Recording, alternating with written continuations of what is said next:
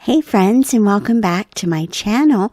In this video today, we're going to head over to the Seas with Nemo and Friends, working for the Kellybell Designs creative team and having a play with the Big Blue World digital kit. And so these are some of the elements that I have printed for the layout: a background paper with the fishies and the cool waves here going across the page, some word art, and some of the gorgeous waves in this collection, and also some of the sea life. And so what I want to do right now is sort of position everything on the page. Everything kind of revolves around the waves, and this is sort of what I began the layout with. And so once I get these kind of figured out where I want them and where I want to place them on the layout here, then I'll go ahead and glue them down. Notice how I sort of curled them up to kind of feel like waves in the actual ocean. I did that for the depth and dimension, which is what I like to do hybrid layouts for, is to bring the elements to life by adding this kind of dimension and visual interest. I'm also going to tuck some of the other pieces behind the waves, and so this way there's only adhesive in the center of these waves, and I can tuck things in and around it, like the coral and the greenery and things like that. So these are the coral pieces. Aren't they gorgeous? I love how crisp and clean these designs are. They just stand out, and also the colors, the color palette of this collection is super gorgeous. And I have to say that even though it's designed for Disney World layouts at Epcot, and specifically Nemo and Friends, it could be used for a variety of different kinds of layouts, camp layouts, lake layouts, surfboard, Hawaii layouts. There's lots of flexibility in this collection. And so then here I decided that some of the coral could be cut apart and added to the waves in that way, so that just a little tiny bit peeks out here and there to create that pop of color and contrast. It's obviously a contrast in colors here, and I love that. I just love the addition of the details here.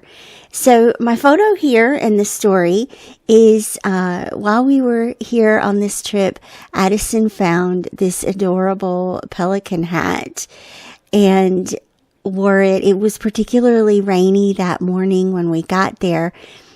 We got there first thing. I was trying to show that there were 00 minutes on the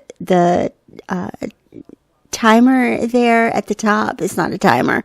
The word has left my brain, but it kind of got cut off with the border. Notice how I added a blue border on this photo, thinking that makes it feel more like a part of the ocean.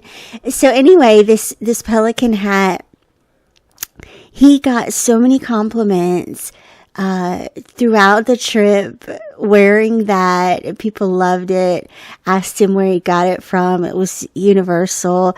But he particularly wanted photos in front of the Nemo attraction, because clearly the pelican fits right in here. And so that's what my journaling is going to be here. And I love having this captured for him. And so this layout will be going into his album and definitely documenting one of the unexpected highlights of our trip. He loved wearing that penguin hat, and we thought it was great too. It was very tall. He's already very tall, and it made him even very much taller. So cute. Here you can see where I'm tucking the green leaves, algae, or whatever you want to call those green pieces here. And then this is the anemone. Popping that up with some pop dots so that it sort of begins to come into the foreground with the photo here. And this is part of the fun decision for me, is which items become part of the foreground and which become part of the background. I also printed out Nemo here, and he's so adorable, and he's going to just peek out there behind that anemone. And then these green stalks, forgive me, I'm realizing that I don't really have a great knowledge of ocean plant life. But I'm going to use those over here to go along with the two octopi, or jellyfish. They are so pretty. There are two. I'll add the other one in a moment. But I printed those. You'll notice how there are quite a few things that I printed with a white border around it, or in Photoshop what we call a stroke, to keep things easier to print and keep the elements together. For example, the jellyfish, they have the little straight lines on the outside, and so of course that would be really hard to print with the silhouette. The waves, the same way. The waves, when you cut them with the silhouette, they're going to all come apart into different pieces. So adding the white stroke there helps, or an offset in silhouette, you can do it that way too. It helps keep them together. So the other thing that I'm doing here, of course, I added the title at the top of the photo. It catches your eye right there where you come into, where your eye visually comes into the photo. And then underneath the cluster of Nemo and the anemone, and a label to add my journaling and a couple of other little elements from the collection. And that just balances out the top with the bottom. There's a lot of detail to take in this layout.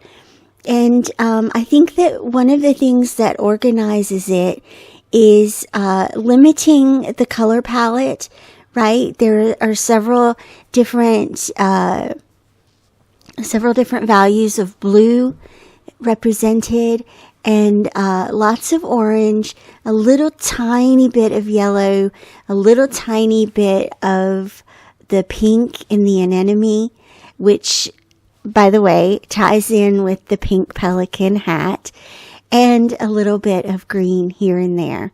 That completes the layout. I will have links to the product down below. I hope that you'll check it out. And also be sure to check out the Kellybell Designs Facebook group.